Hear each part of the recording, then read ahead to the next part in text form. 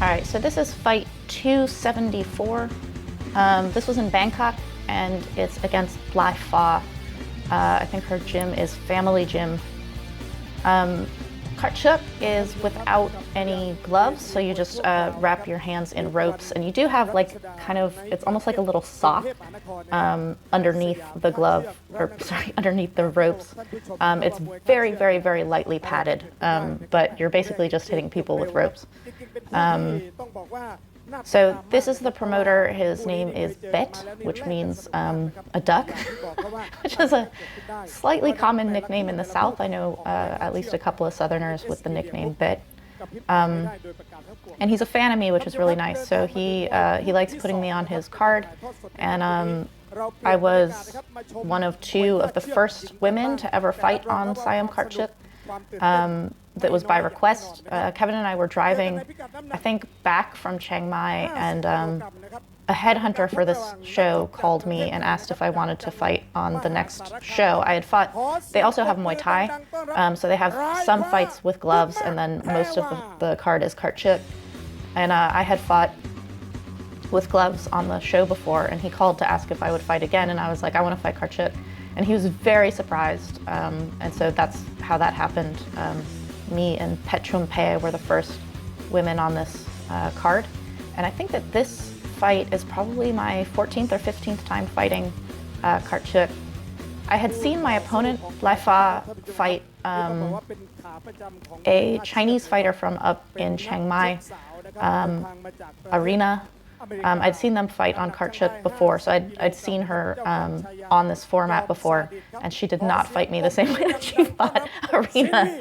I'm a little bit smaller, but Arena and I do not have like wildly different styles. We're both very forward fighters, so she definitely learned from that first fight fighting against Arena and was ready to fight me.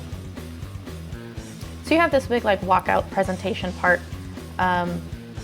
We had gone to the media day before this, which we don't always do. It was the day before, and you just kind of like do a live stream, and the promoter talks about the fight and tries to get people to come to it and stuff like this. And there's a guy he's not an announcer during the fight, but he's kind of an MC when you're doing your walkout practice and stuff like this. And he likes me very much. Like he always, when he's announcing me, he's like, I love you in English. And he ended up being our referee.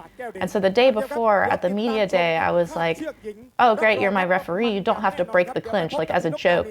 And he was our referee for this fight. And I don't know if he was like mad that I said that or if he didn't make the difference. I don't know. They put my actual fight record up here, which I was very surprised by. 50 is not my weight, but the statistics, other than having the draws and losses mixed up, so they say I have 10 losses and 70 draws. I have 70 losses and 10 draws, and a lot of those draws are because I fight Chuek. If you don't knock someone out, so if you don't win or lose by knockout on Chuek, it's a draw anyway. So that's why I have quite a few draws on my record, is because I fight in the Chuek format. So this being in Bangkok, we didn't have to go super far, which is kind of nice. We kind of drove in for this fight, and in Bangkok, if you take a slightly wrong way, like if you miss your turn, you add 40 minutes to your trip. It's kind of nightmarish if you're trying to be somewhere on time. That's why Bangkok time and Thai time, like Thai time is already island time, where it's like a vague gray area of when you're supposed to be there. Bangkok time is just like within 2 hours of when you say you're supposed to be there, because these wrong turns happen.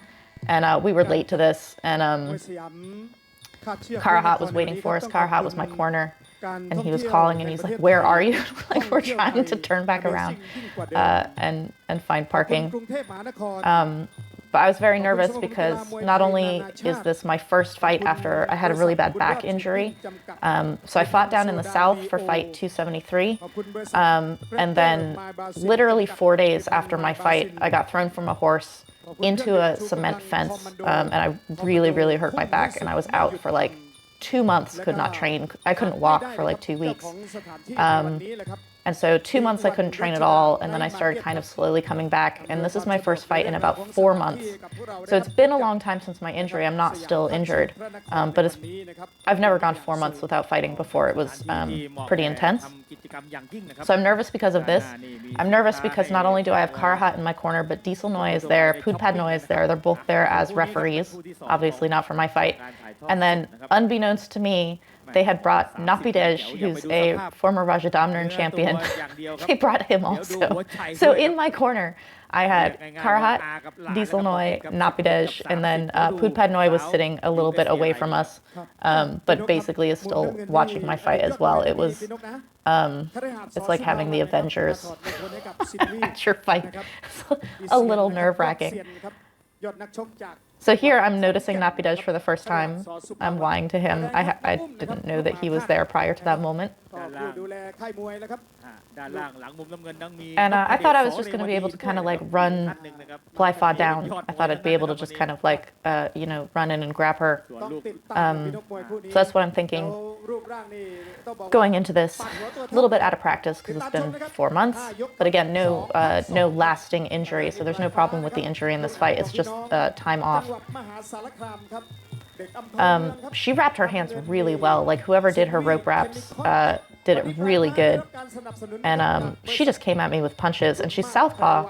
So her left cross was really kind of like coming through my guard immediately in the first like couple seconds of this fight.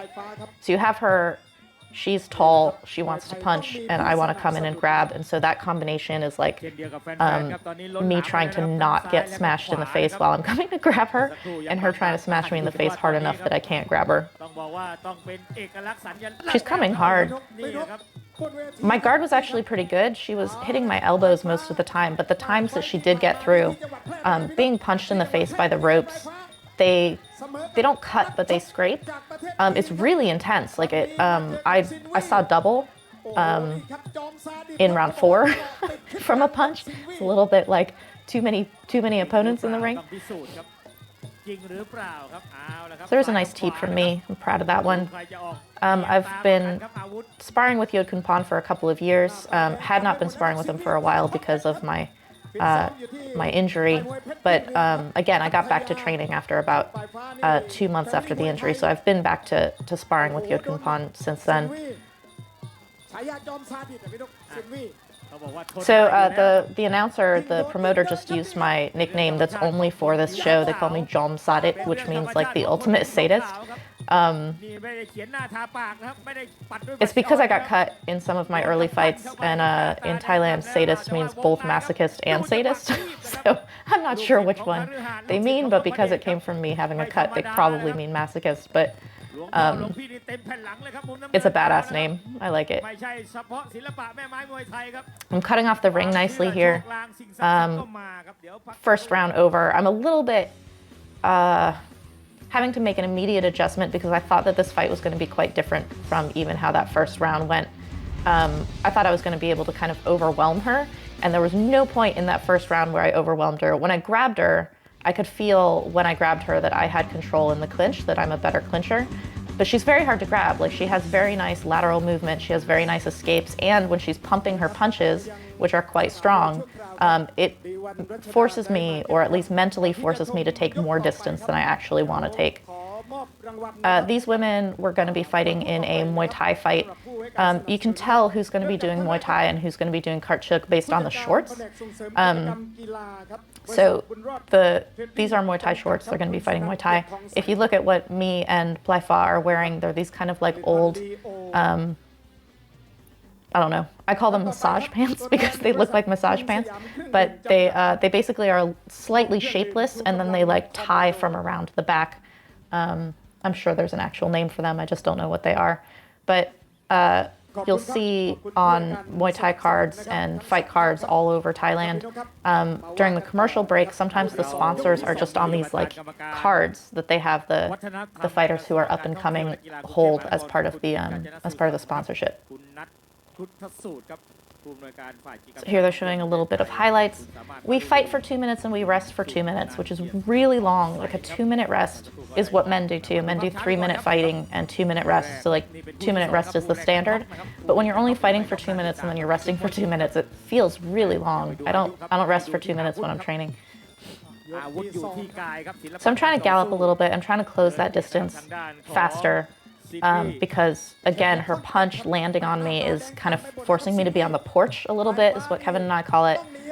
Being on the porch means you're staying at striking distance and not closing in. She's got a nice teep that she's using instead of the punches to keep me back there. Got in. So here I have this double plum, which is much easier to do with Chuek wraps rather than gloves, because you can really kind of like lock on the back. But the ref is breaking us like crazy. I don't know why he's breaking us so fast, but he continues to do it. It's whether we're on the rope or not, he comes in and breaks us up. He's letting it go a little bit here. There's a little bit of turning on my part. My turning, the atomic squirrel is what I call it. This is really helpful with bigger opponents, because if people are off balanced, if they're constantly trying to like reorient themselves, they can't really strike while they're doing that. So off balancing in the clinch is always a really good tactic. Here she's just punching my guard. So even though I'm doing more or less an 11 guard, there's a little bit of flexibility in it. So she's punching a lot, but she's basically hitting my bones. Here I'm trying to throw an elbow at her. Face teep. I'll get you for that. Yeah, I was getting her back for that face teep. I did not like that. You can see she's starting to get tired already. It takes a lot of energy to try to keep someone off of you. That's why femur fighters, when they have this kind of like lackadaisical teep, pivot, teep, they're trying to save their energy, because it's actually really, really hard to keep someone off of you. It takes a lot of work. And she's doing actually a bang-up job. She's doing great. And given how exhausting it is, she's maintaining it in a really nice way.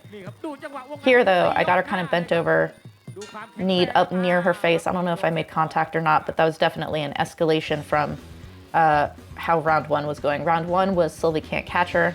And a little bit frustrating. Round 2 was Sylvie finally caught her and starting to do a little bit of damage there. It's a 5-round fight, and because it's Chuek, it's not a Muay Thai fight. There's not actually a story being told. It's not narrative scoring, because there's literally no scoring. There's no points given at all.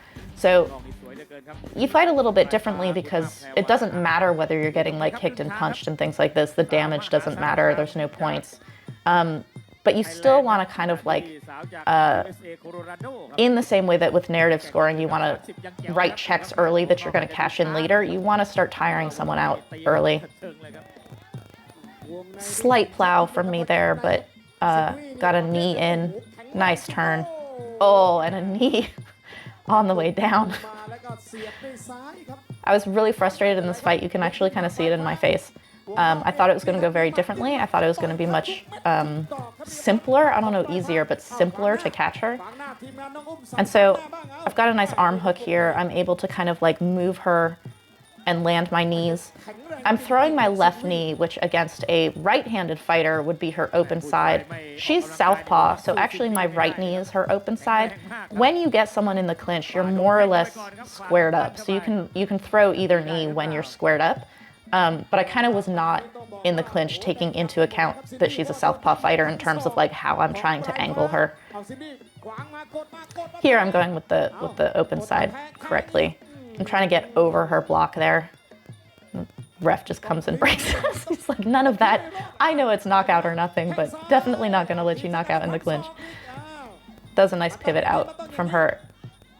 Kind of like that taking off the sweater thing that Samar does. So here I'm trying to like trip her. She's got a nice instinct for an elbow there. It was just a little bit too far away. Here I'm starting to get my roll. Like here I'm starting to really throw her on the ground and stand over and kind of get my dominance going that I like to do.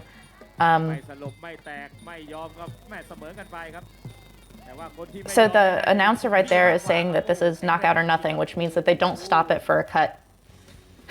I almost threw her out of the ring right there. They don't stop it for a cut. They don't stop it for damage. You basically have to be knocked out. Otherwise, there's no result. Like, it's just going to be a draw. So me basically almost throwing her out of the ropes there is a very dominant moment, but it doesn't affect the outcome of the fight unless it affects her enough that she kind of like folds or you know, gets knocked out.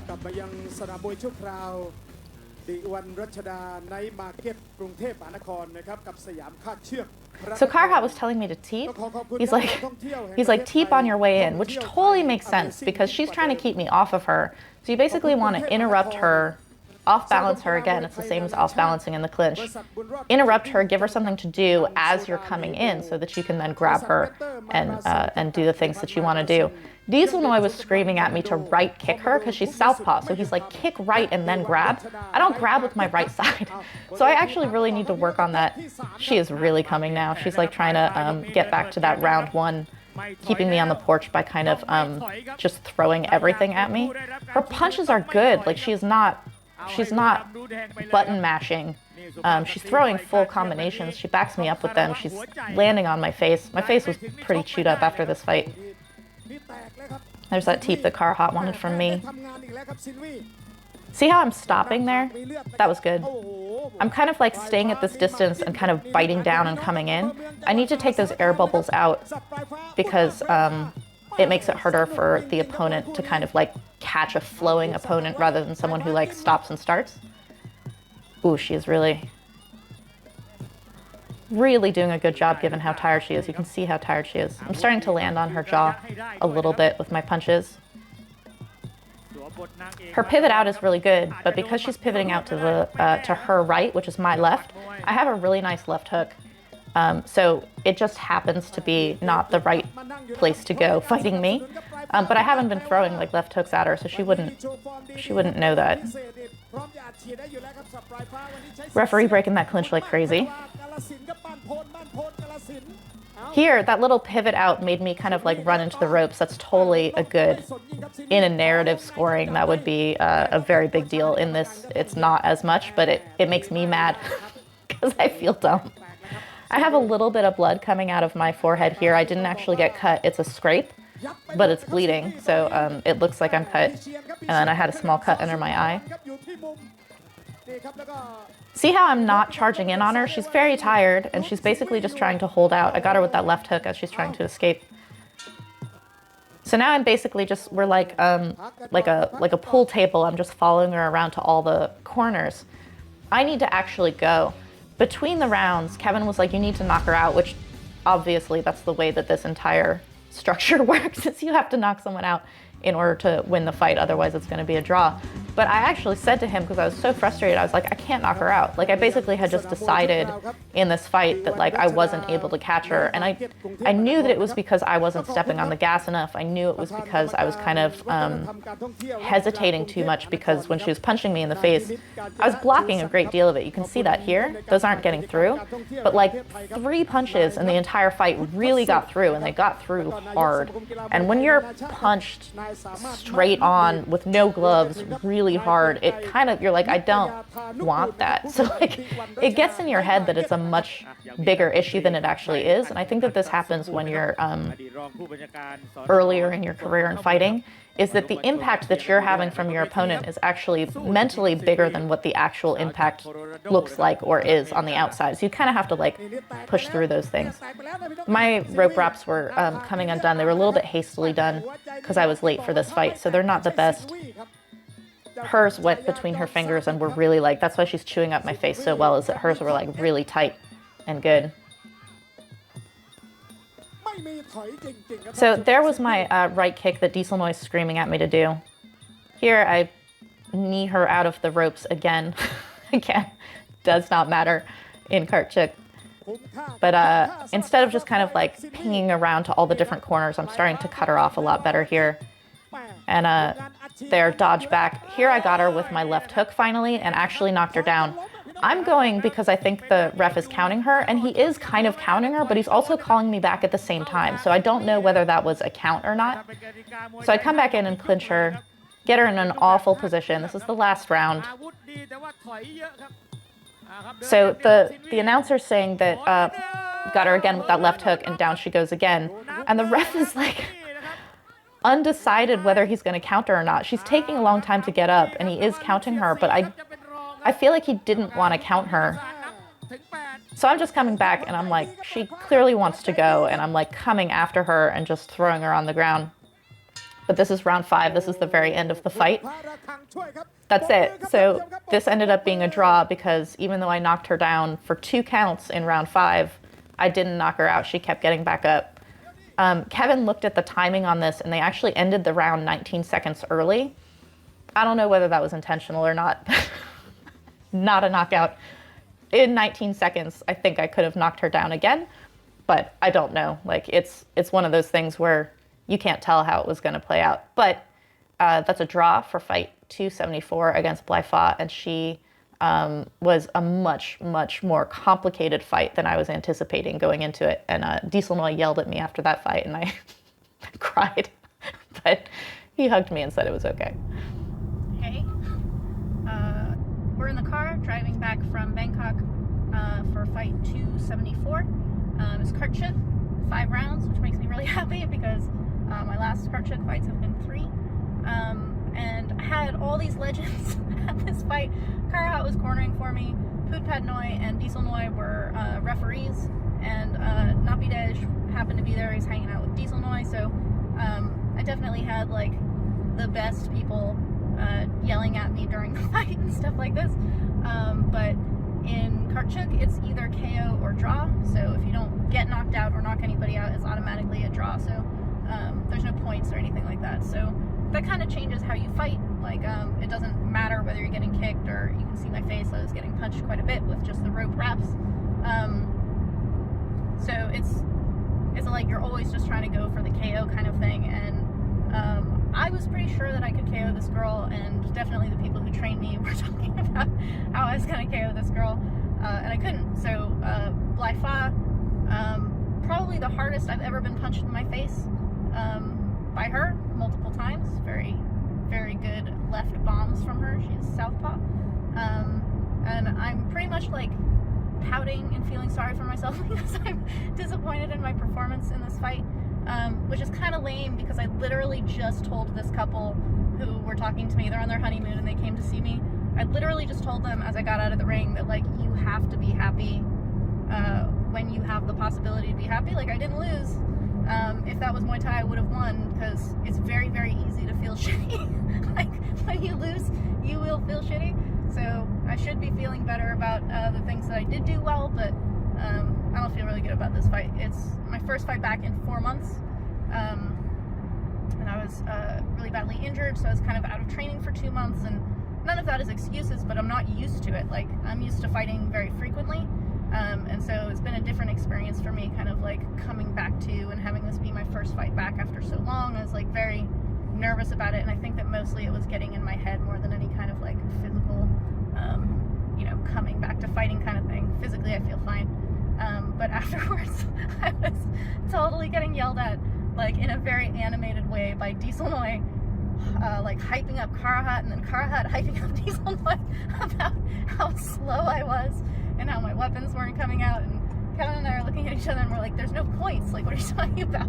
Weapons coming out. Like, Dieselnoy was yelling, like, kick her, right kick, and I'm like, there's no points. But I don't know, maybe it would tire her out, and the times that I did right kick made her tired, so they landed pretty well.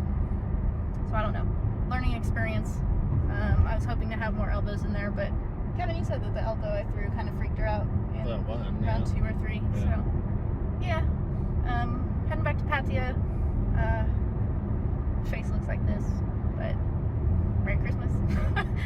Hopefully have another fight in not too long. Thank you guys who came and watched live. Thank you so much to my supporters, Onyx MMA and Loblo.